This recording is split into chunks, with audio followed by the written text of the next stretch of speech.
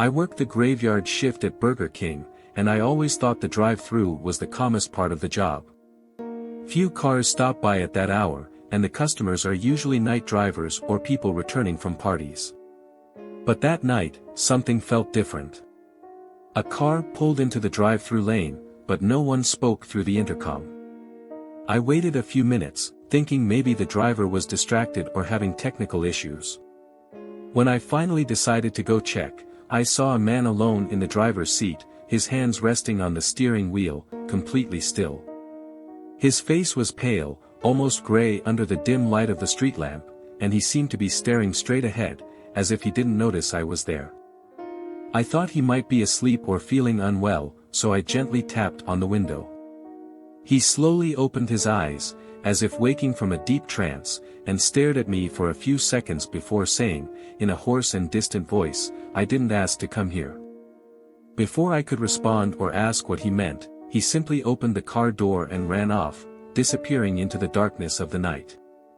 The engine was still running, and the car remained there, abandoned in the drive-thru lane. Confused, I got into the vehicle to see if there was anything that could identify him, maybe a wallet or some documents. That's when I noticed a cooler on the passenger seat. My heart raced as I opened it and found bags of blood with hospital labels and an ID badge belonging to a coworker who had gone missing weeks ago. My entire body froze as I looked at the contents of the cooler. The blood bags were carefully organized, each with labels containing barcodes and recent dates. But what really chilled me was the ID badge. It belonged to Lucas, a coworker who had mysteriously vanished weeks earlier. We all thought he had quit his job or moved away without telling anyone, but now this seemed far more sinister. Whoever the man in the car was, he was involved in something much bigger, and somehow, I had ended up in the middle of it. I tried calling the police immediately, but when I grabbed my phone, I realized there was no signal in the drive-thru area. I ran back inside the restaurant to use the landline, but before I could make the call, I heard a noise coming from the parking lot. I looked out the window and saw headlights approaching quickly. A black SUV pulled up next to the abandoned car, and two masked men got out, acting with urgency. They searched the vehicle, clearly looking for something, or someone. When they realized the cooler was gone, they looked directly at me through the window. Before I could react, they jumped back into the SUV and sped off, leaving me alone with the feeling that I had narrowly escaped something terrible.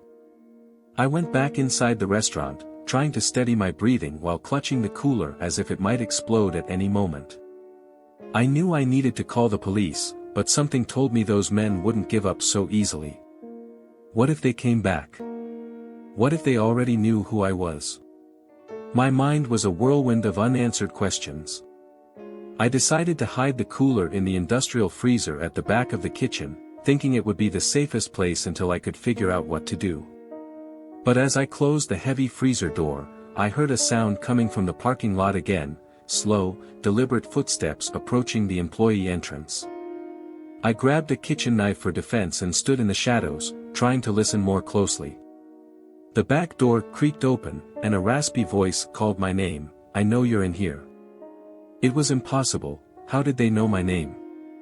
My heart was pounding so hard I thought it might burst. I waited a few seconds, trying to think of a plan, but then I realized something even more terrifying. There was someone else inside the restaurant with me. A faint reflection in the kitchen window revealed the silhouette of someone standing just behind me. Before I could turn around, a cold hand touched my shoulder, and I heard that same raspy voice whisper, "You shouldn't have touched that." I froze, unable to move or react. The knife slipped from my hand and clattered to the floor with a metallic thud that echoed through the tense silence of the kitchen. "What do you want?" I asked, trying to keep my voice steady, but it came out as a shaky whisper. The man didn't answer right away. Instead, he walked over to the central island in the kitchen and placed his hands on the surface, leaning forward as if assessing my every move. "You took something that doesn't belong to you," he finally said, his voice laced with a calm menace. "And now, you'll have to deal with the consequences." Before I could say anything else, he abruptly turned and left through the same door he had entered, leaving me alone again, but with the certainty that this wasn't over. Now, as I wait for the police to arrive, I can't shake the feeling that I've been marked. The blood bags, Lucas's ID badge, the mysterious man in the drive-thru, it's all connected in some way I still don't understand. But I know that by touching that cooler, I stepped into a dangerous game, one much bigger than I am. Whoever these people are, they know where to find me.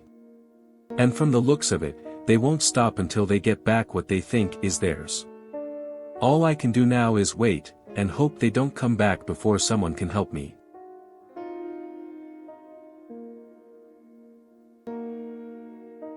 A group reserved the Burger King for a midnight birthday party. It seemed like a strange request, but it wasn't uncommon to get orders outside regular hours. After all, I work the graveyard shift, when the rules feel a little more flexible.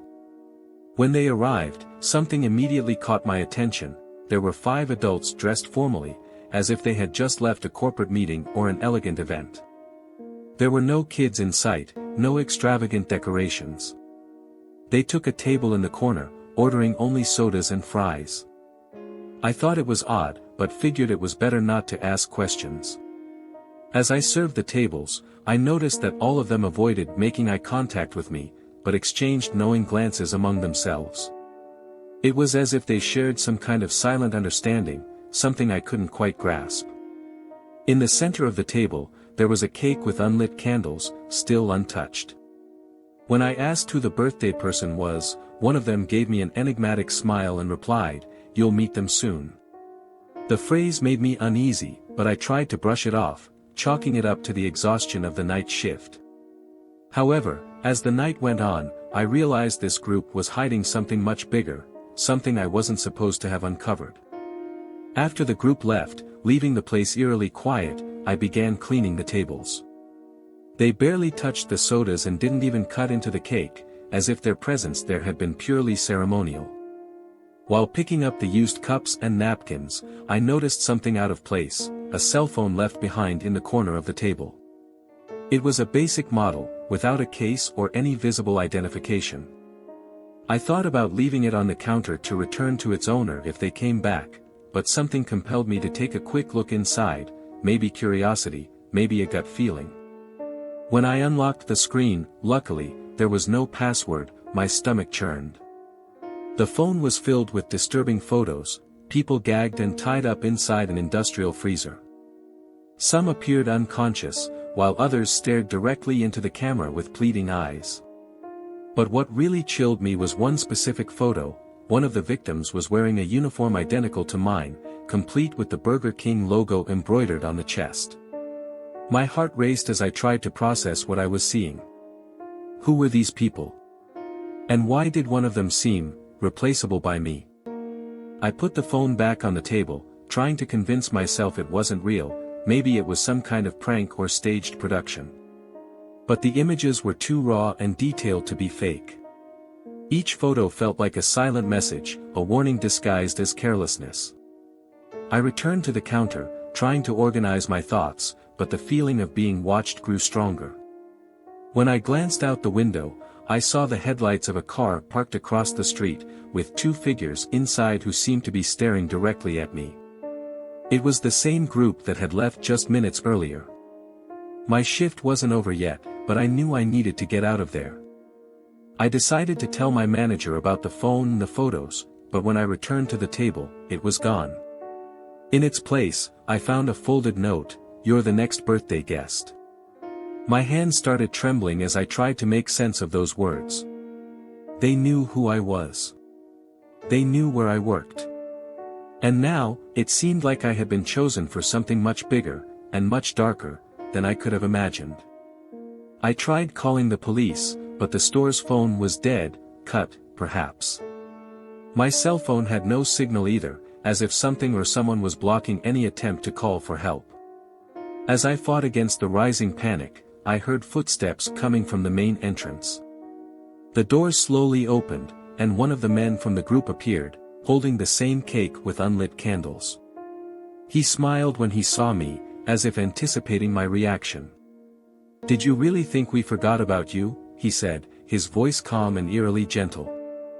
Before I could respond, two others walked in behind him, blocking any escape route. Now, I'm trapped in the back storage room, trying to find a way out while they search the restaurant for me. The note is still clutched in my sweaty hand, "You're the next birthday guest." I don't know why they chose me or what they planned to do with me, but I know those photos were more than a warning, they were a promise. And apparently, my uniform wasn't just a coincidence. All I can do now is wait and pray that someone arrives before it's too late.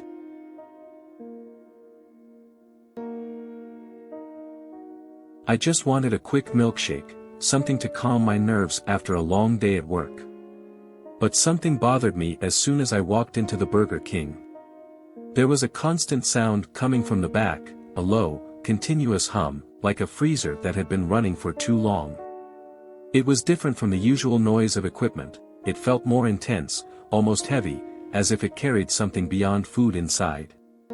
I asked the employee behind the counter about the sound, trying to sound casual. He hesitated for a moment, his eyes avoiding mine, before muttering, "It's just the old equipment." His voice was tense, forced, as if he were hiding something. While waiting for my order, I noticed another customer standing near the restricted staff area.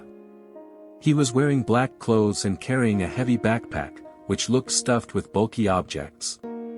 He stood perfectly still, staring intently at the door of the industrial freezer in the back. His behavior was strange, he didn't seem to be there to buy anything or even pay attention to his surroundings. When they finally handed me my milkshake, I heard something that made my blood run cold, muffled voices, almost imperceptible, coming from behind that door. They sounded like screams, but distorted by the cold and the metal walls. Before I could ask what was going on, the employee grabbed my arm and practically pushed me out, saying in an urgent tone, "Leave now." I left the Burger King confused and scared, but something deep inside told me not to look back. Still, as I walked toward my car, I couldn't help but glance quickly through the window. The man in black was still inside, now talking to the employee who had kicked me out. Both looked tense, exchanging quick words and sharp gestures. Before I could see more, they disappeared from sight, as if they had gone into the restricted area. I got into my car trembling, trying to convince myself it was all paranoia, maybe the sound I heard was just the old freezer motor or wind passing through somewhere. But those voices, they felt too real to ignore. Hours later, sitting on my couch at home, I turned on the TV to catch the local news. That's when I saw it, a report about the Burger King where I'd been earlier. The police had been called after an anonymous tip and found frozen bodies inside the industrial freezer. The footage showed officers leaving the scene with covered stretchers and evidence boxes. The reporter mentioned that the victims had been missing for weeks and that the case was being treated as multiple homicide.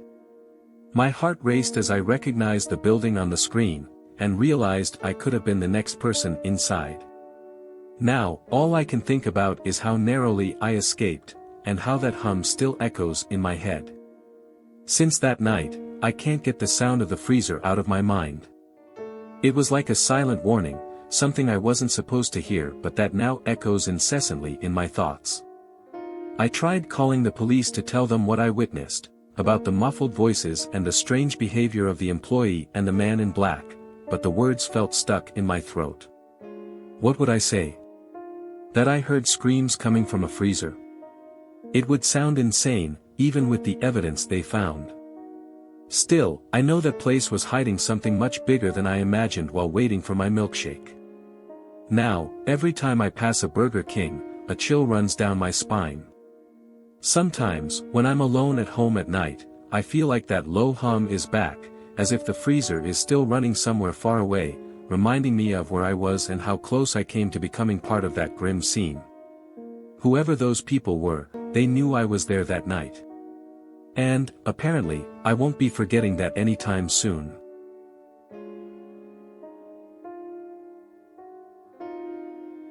It was a quiet night when I decided to use the Burger King drive-thru. I was tired after a long day at work and just wanted something to eat before going to bed. When I pulled up to the line, I noticed that no one spoke through the intercom, neither me nor the attendant. Still, when I reached the pickup window, the employee already had my order ready, a basic combo with a burger, fries, and a soda. I immediately found it strange because I hadn't said anything, and this wasn't the combo I usually ordered. "Who placed this order?" I asked, trying to understand what was going on. The attendant just shrugged, avoiding my gaze, and said, "It was already paid for." Before I could ask more, he handed me the bag and closed the window. Back at home, I decided to open the bag to check its contents. Inside, I found exactly what the attendant had described, but also something unexpected, an old cell phone, turned off, hidden at the bottom of the bag. My heart raced as I examined it. There was no sign of who it might belong to or why it was there. When I finally turned it on, it was almost empty, except for a single text message saved on the home screen: "You were seen leaving Burger King at 2:07 a.m. The sentence chilled me. How did someone know that? And, more importantly, why did it matter? In the days that followed, that message wouldn't leave my mind. "You were seen leaving Burger King at 2:07 a.m. It felt like a warning, or a threat. I couldn't figure out how someone could have observed me so closely without me noticing. I tried to convince myself it was just a cruel prank, but something about the tone of those words deeply unsettled me. Then, one cold morning, I received an unexpected visit. 2 police officers knocked on my door, their expressions serious, notebooks in hand. "You're a suspect in a crime committed in the early hours of Wednesday," they said, mentioning the exact night I went to Burger King. My stomach churned. How was this possible? I swore I hadn't done anything except buy food and go home. They showed me evidence, security camera footage of me entering the drive-thru at that fateful hour. But the most disturbing part was when they showed me another image, this one of a figure dressed in black, wearing a hoodie, entering an abandoned building a few blocks from Burger King. The face was obscured, but the general description, height, posture, clothing, was eerily similar to mine. And the timestamp on the image? Exactly 2:07 a.m. It was as if someone had planned everything to frame me. Now, I don't know who to trust or how to prove my innocence. I tried explaining to the police about the cell phone and the text message, but I realized my words sounded confusing even to me. "An old cell phone showed up in my Burger King bag," I said, showing them the device as proof. They glanced at it briefly, but their skeptical expressions made it clear they weren't convinced. "This could be a setup," one of them commented, though his tone suggested he'd already decided I was guilty. Before leaving, they warned me not to leave town and said further investigations would be conducted. When I closed the door, I felt trapped in a nightmare I couldn't wake up from. I started revisiting every detail of that night, trying to understand how I got tangled up in this. The drive-thru attendant seemed strangely calm when he said, "It was already paid for." Did he know something? Or was he just a pawn in a much larger game? I decided to return to Burger King the next day, hoping to find answers. But when I got there, the employee who had served me that night was gone. No one could tell me who he was or even if he really worked there. The manager just muttered something about a temp worker before looking away. Now, all I have are unanswered questions and the constant feeling that I'm being watched. Since then, the sensation of being watched has only grown stronger. Sometimes, I see unfamiliar cars parked near my house, always with the same occupants who never get out or move away. Other times, I find small signs that someone's been in my apartment while I was out, a chair slightly out of place, a book open to a page I didn't leave marked. Everything points to one conclusion: whoever involved me in this crime is still watching me. They know I know too much, even though, in reality, I know almost nothing. Now, I live caught between fear and paranoia, trying to unravel what really happened that night.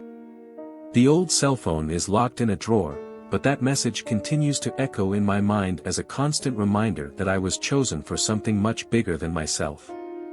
Maybe I'll never find out who's behind this or why I was framed. But one thing is certain, that Burger King combo cost me far more than I could have imagined. And now, all I can do is wait, and hope they don't decide to come back to finish what they started.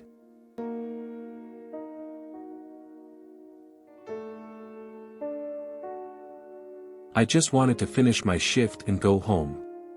It was almost midnight, and the Burger King was practically empty, just me, a cashier, and 2 customers sitting in the back. I was mopping the floor near the restrooms when I heard shouting from the entrance. Before I could react, 3 masked men burst in, brandishing weapons. One of them yelled, "Everyone on the ground." I froze where I stood, mop still in hand. They didn't seem like ordinary robbers. They weren't interested in the cash register, they barely glanced at the trembling cashier behind the counter. Instead, they started searching the place as if looking for something specific. One of them headed straight for the industrial freezer, while another rifled through the drawers in the back office. Then, I realized they knew who I was. The third man stared at me for a long moment before saying, "You. Come here." My hands were shaking as I obeyed. He dragged me into the storage room and shoved me against the wall. "Where is it?" he demanded, pressing the gun to my forehead. I had no idea what he was talking about. But they didn't believe me. Meanwhile, the other 2 locked the cashier and the customers in the freezer, leaving them there as if they were disposable. I heard muffled screams coming from inside, but they completely ignored them. This wasn't a simple robbery, it was something bigger, something planned. In the storage room, they began interrogating me. They searched my clothes, my pockets, even my cleaning supplies bag. They found my phone and smashed it right in front of me. "You know too much," one of them said, with an eerie calmness. That's when I realized they weren't there by chance. They knew exactly who I was, and that I had cleaned up something I shouldn't have seen. Hours earlier, while emptying the trash bins, I had found a strange plastic bag with dark stains and a strong metallic smell. I thought it was some new chemical product and threw it away without giving it a second thought. Now, I understood that it must have been part of something far worse. When they finally let me go, they tossed me into the freezer with the others. The door slammed shut with a deafening crash, and the cold quickly began to take over. The other hostages' screams echoed in the cramped space, but all I could think about was what I had found in the trash. Later, I learned that the robbers were never caught, but weeks later, the body of a missing man was found in an abandoned lot. He was wearing a Burger King employee uniform.